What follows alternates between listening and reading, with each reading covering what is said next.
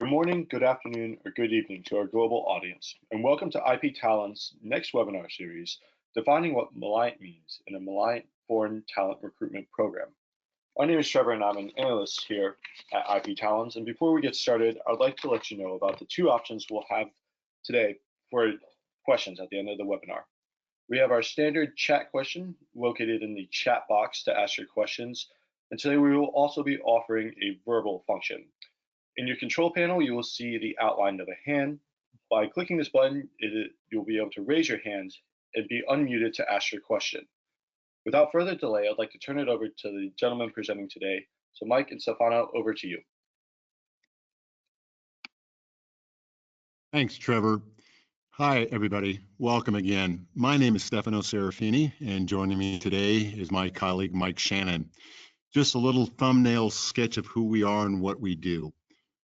IP Talents is a managed service provider for insider threat compliance and research security for innovation-driven organizations. Basically, we see our mission as protecting your intellectual property and trade secrets, inventions, internal expertise, your know-how, your innovation, your assets. All those are protected against insider threats, be they foreign or domestic. And this includes espionage and theft conducted by governments, private enterprise employees, and criminal enterprise. For example, our Insider Risk Management Platform is a program designed to assess, identify, investigate, and remediate insider risks. We also have educational and training modules, which are designed to create a culture of compliance. Now, we offer these services as cost-effective and turnkey. Our target market are innovative corporations, research universities, and government agencies, and we're located in Dallas, Texas. So without further ado, let's jump into the topic of today, defining what malign means in a maligned foreign talent recruitment program. Targeted efforts at obtaining intellectual property have become pretty big business and affect all aspects of research and development in the US and around the world. Players in this domain include both foreign adversaries and allied countries as well. Now, we must emphasize that we believe sharing on innovation in the research community is a positive and even necessary activity when dealing with fair, transparent, and reciprocal partners, but the key words being fair, transparent, and reciprocal. Now, concern about the theft of technology is nothing new. For example, back during the Cold War, the acquisition of advanced technology from the United States by, say, Eastern Bloc nations for the purpose of enhancing their own military capabilities posed a significant threat to US national security. This is documented in the 1985 document on national security policy for the transfer of scientific, technical, and engineering information. That's a great point, Stefano, and I'm happy to be here talking on this important topic. That policy actually mandated that no restrictions could be placed on the conduct or reporting of federally funded fundamental research that had not already received national security classification. That's why, in part, there's been so much confusion around this subject for funding recipients. On the one hand, they've been told not to restrict information to that's not specifically classified as restricted. But in the recent Data Act, they're told federally funded projects must be publicly available, data from them anyway. And so what's different today? And that is that agencies are increasing the classification under that policy from 1985. So now it's not just classified information, but they've expanded it to include a new category of controlled unclassified information and an emerging category, sensitive unclassified information.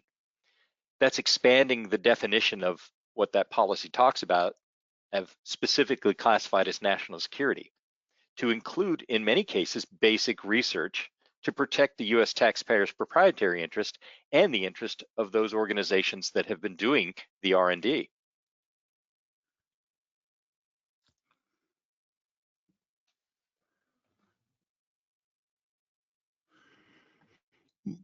Now, as pointed out on the earlier slide, the People's Republic of China, or PRC, is one of the countries, in that case an adversary, that is involved in these types of programs, but they're not the only entity seeking IP through ill-gotten means.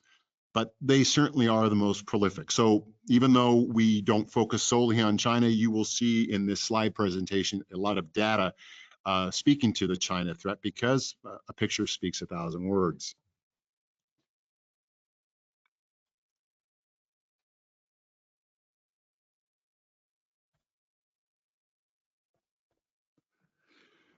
So the PRC itself spends a great deal of money on this initiative, even more so than they do on defense spending.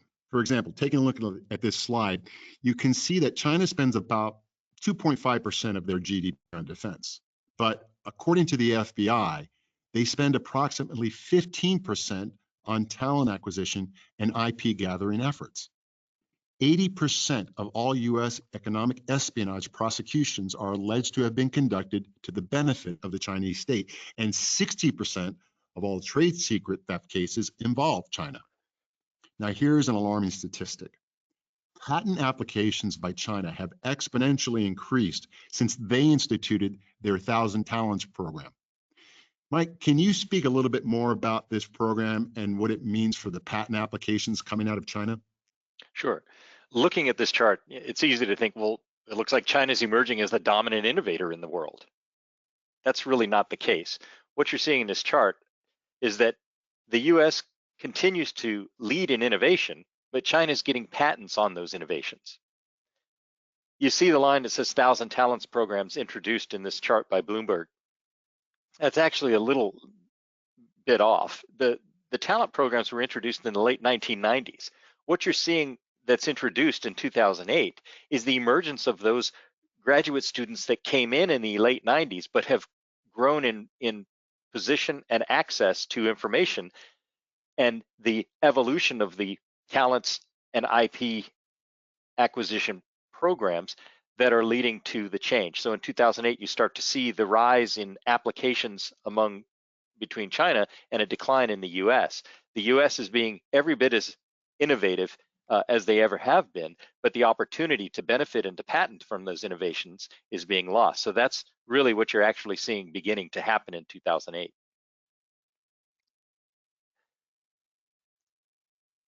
So IP Talents has conducted thousands of research investigations or investigations in this research security area, and our data clearly shows us that up to 85% of researchers receiving US government grant funding have undisclosed foreign research interests. Now, these aren't all bad necessarily, but they're undisclosed, and so that creates a potential risk for their research organizations, because some of those undisclosed activities involve organizations like the People's Republic Liberation Army.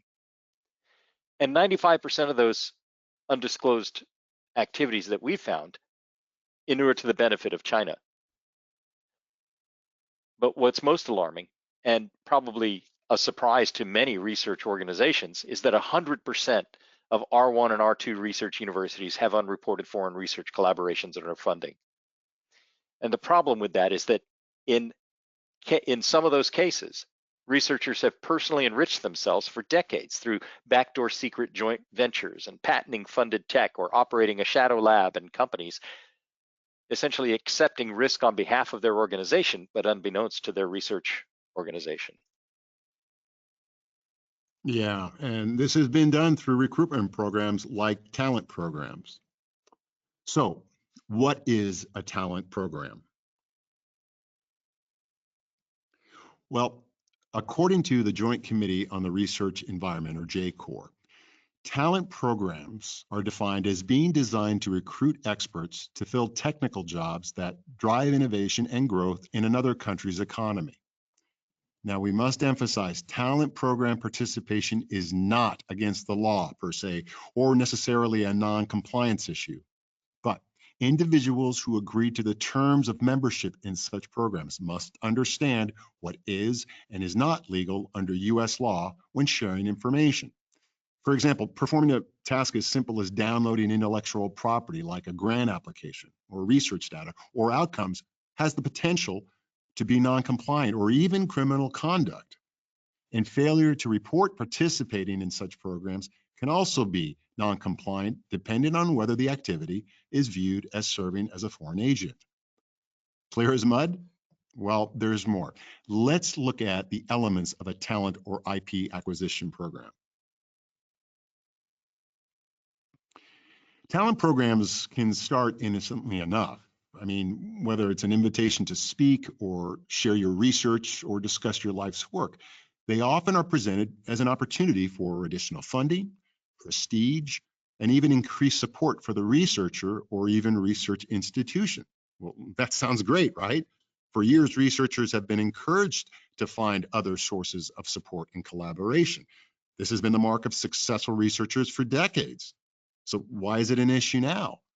Well, as my colleague Mike alluded to earlier, this effort has devolved into individual self-enrichment and the transfer of massive amounts of intellectual property data. The conditions of support in these programs are extensive and are weighted in favor primarily of the foreign entity and not the researcher's employer. The key in seeking support and collaboration is transparency and reciprocity. These programs never are. So we've seen the definition of a talent program. So what's different about a Malign talent program? Not much. Malign talent programs involve specific intention. I won't read the entire definition. And originally this was found in the NDAA in 2022, and then the Americas Competes Act and the U.S. Innovation and Security Act were supposed to capture that, this definition. But ultimately it was included in the recently passed Chips and Science Act, where you can read it fully. Malign programs basically are designed to offer explicitly or implicitly a myriad of benefits to potential members of the program in exchange for a variety of quid pro quo benefits, including being required to recruit trainees and others to participate in your program, omitting acknowledgments in some of your publications, or can create conflicts of interest or conflicts of commitment. If you see in any program that you're seeking to participate, or your personnel are seeking to participate in, a prohibition of a notification of disclosure to the employer, that's always a red flag. This has never been about culture. This has always been about conduct. And although we've emphasized the Chinese programs greatly in this presentation, and it is because they are the most prolific and the most successful, but it's always been about the individual conduct.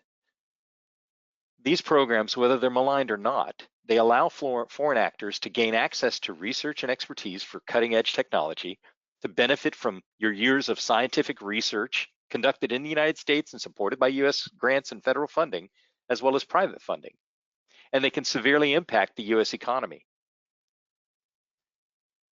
It can jeopardize the reputation of and professional credibility of scientists and result and create a climate where recruitment is the focus, or self-enrichment.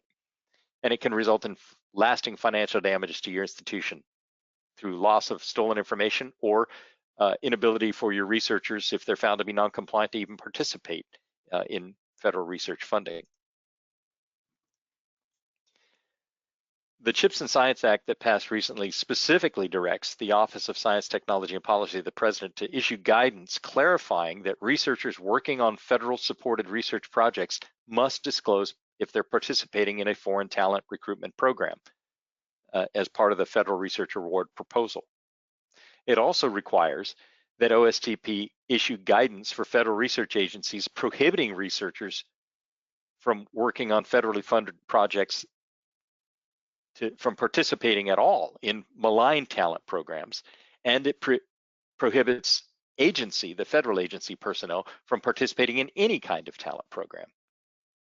It requires research security training for those working on funded projects, and disclosures of talent program as a condition of award, and again, prohibiting from participating in foreign talent programs.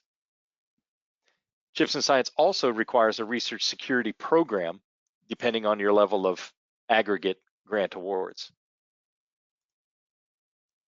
So for the past several years, the federal government has been responding to this threat, responding to conflicts of interest and conflicts of commitment that had been unreported. The FBI initiated efforts through multiple fronts, working with federal funding agencies and also working with U.S. intelligence agencies to identify these potential conflicts. They started the China Initiative, which was shut down last year, but that was specifically designed to identify and prosecute those engaged in trade secret theft, hacking, and economic espionage, where there's a criminal factor involved. That initiative led to 60 guilty pleas or admissions and prosecutions since 2019. But they recognized that it was too narrowly focused and just having it as the China Initiative, because they came to realize with help from organizations like ours that in fact, the issue is broader than that. It is a global phenomenon, and just focusing on China, it's not as effective. And so they've recognized this and they've expanded the aperture to take a look at broader programs and counter-exploitation efforts. Federal agencies were right along with the FBI's response initially, and they were very focused on identifying those foreign conflicts and alerting the research funding recipient of that potential conflict. In fact, in a media publication, a major funding research organization used to tout and boast about the numbers of resignations and terminations as a result of these investigative activities. Unfortunately, that's not a win for anyone, and that's not where the focus needs to be. So the FBI has started to recognize the compliance element of this, what we've been promoting the entire time. This is largely a compliance issue and needs to be managed as much as possible within the authorities of the organizations who employ witting and unwitting participants in these programs. Rather than resignations and terminations, we should be working to restore and retain our research enterprise, restore to compliance, and retain the exceptional abilities of our researchers. Most, even if they have participated in one of these programs, can be brought back into the trusted employee research community, and with continued vigilance, you can prevent future exploitation efforts. Funding agencies have stepped up their hunt. They're working directly, again, as I mentioned, with federal law enforcement and national security offices to find your staff who may be compromised. But you can find them first, and you can bring them back into the status of a trusted employee with verification. You start by gaining the tools and expertise to address the threat yourselves within your authorities. With those tools and abilities, you can ask and answer some very basic questions. How confident are we in what our researchers report to us when we certify that information? And how vulnerable are we? And do we know who's accepting risk on our behalf? How many unreported affiliations do we have? And should we be concerned? Have we built a compliant framework for research security?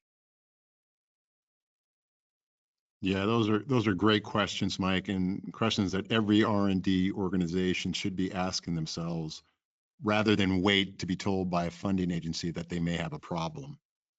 But the good news is there is a better way.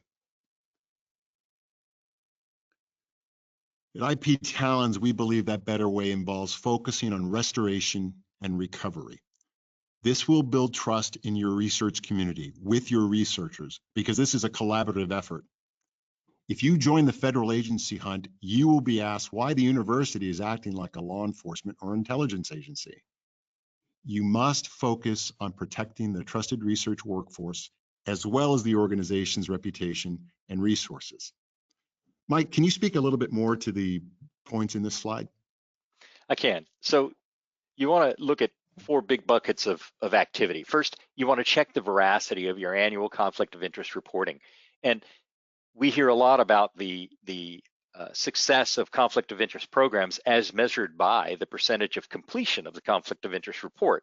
But the measure of completion is not all that's required when you're certifying that information. It must be complete as well as accurate. And so you must check the veracity of the information that's been provided to you.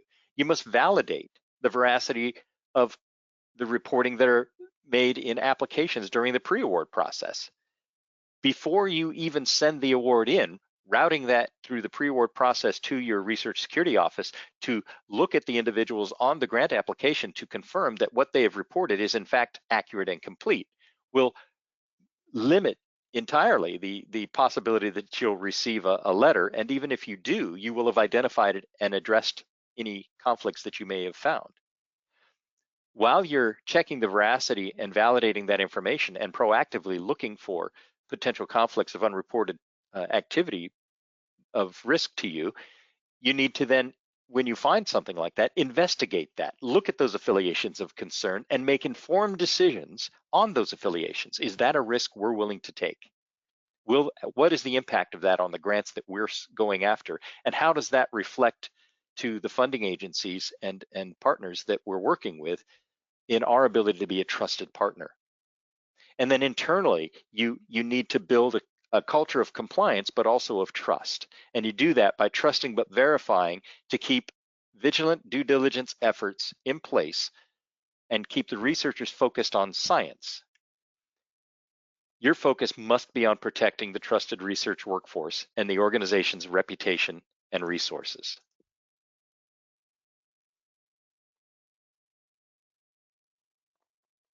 So how do we go about this? Well, we start by redefining what success is. As Mike alluded to earlier, many consider their programs compliant simply because they may have a 90+% completion rate on COI reports. But completion is not fully compliant. The certification states that not only is the form complete, but that it is accurate.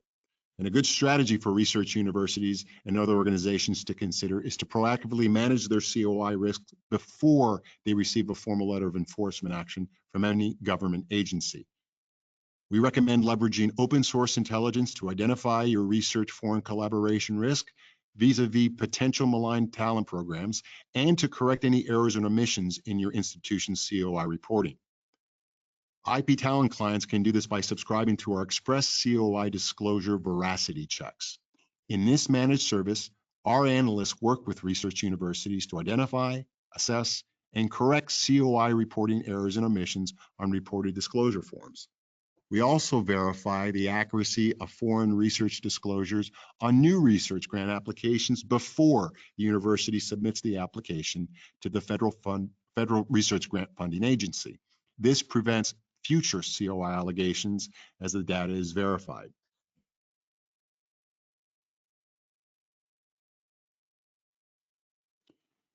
Now, there are many benefits of outsourcing COI risk management to IP Talents.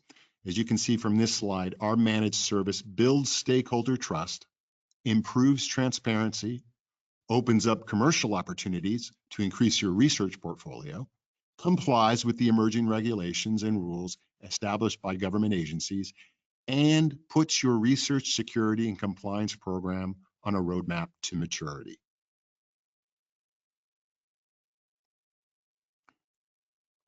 Now, once the veracity of reporting information is checked, you will know where to apply your resources more effectively to mitigate your risk through deep dive reports. You will see the network of connective affiliations through recruitment and know where to place your recovery activities. You know, Stefano, I've spoken with the federal funding agencies on how they're approaching this, and there's a lot of buzz about an algorithm that's coming out from one of the funding agencies that is supposed to help research organizations figure this out, and that's great that they can put something together like that. But really, that's not going to solve the problem. It is basically an algorithm that looks at broad data sets and then tells you whether or not there might be an affiliation, but there still has to be an analytical comparative step to determine whether or not that information's been reported. And further, something that the algorithm won't do is provide you the threat intelligence to cross-reference to tell you, okay, there may be an affiliation, but is that a problem? That's the problem with that NSF algorithm. They're comparing to what was reported to them against what the algorithm applied to multiple data repositories. So you'd still have to subscribe to 3 or 4 or 5 data repositories to even get to close to what they're searching for, it because they're paying for that. They cannot provide this information that they're finding to the awardee because it was provided to them for a specific purpose and they're not allowed to use it for other purposes. So programs are going to need to access multiple expensive databases themselves through subscriptions and hire a bunch of analytical support to fund their potential conflict unless they use our tool. IP Talents that provides a broader data set. We look at all of the data sets and we have the analytical support to show our clients instantly where they may have unreported conflicts And no other system or agency can tell you what we can tell you, because we cross-reference whether or not that's a problematic affiliation and whether they should be concerned about that. We provide a risk rating to enable you to prioritize addressing the risk. So your start point is not where is my risk, your start point is here is my risk, and here are the most important ones for me to take a look at. Our system takes a look at 7 million publications, 7.5 million researchers, 75,000 research organizations in 214 countries, and 1,800 and growing list of foreign influence threat groups through our proprietary threat intelligence, giving you the ability to have access to big data analytics, proprietary foreign influence threat intelligence, and the research and some compliance management subject matter expertise to tell you why that matters to you. We present it to you in a dashboard so you can see what your collaborations look like. We focus on your foreign funding sources, which is great for everyone to see, but even more importantly, who they're with and whether or not they pose a risk to you. If you're not proactively addressing your research security and risk, you will fall behind. You risk delays in funding, and loss of opportunity to compete as a research security becomes a major factor in award considerations. If your research institution is interested in learning more, please contact us and we can establish a meeting time for a confidential conversation about your situation and what your requirements are.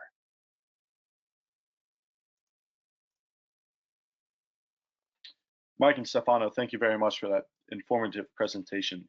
I would now like to invite the members of the audience to ask any questions using either the traditional chat function or the raised hand option, so I can provide them with the ability to verbally ask.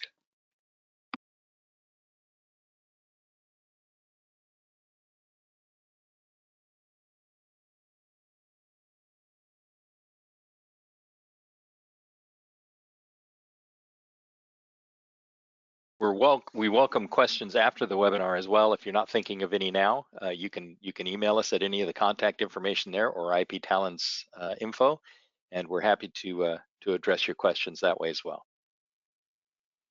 And don't forget that with this session, by registering for this session, even if you were able to watch it as we spoke, it's provides you with a recorded version so you can revisit some of the slides later, and also send your questions to us via email. Those are great points. Now, with that, I would like to conclude the webinar by thanking everybody who joined us today. And once again, to reiterate, if you have any questions or would like to know more about IP Talons, you can reach out to us at info@iptalons.com or access our website. Thank you very much.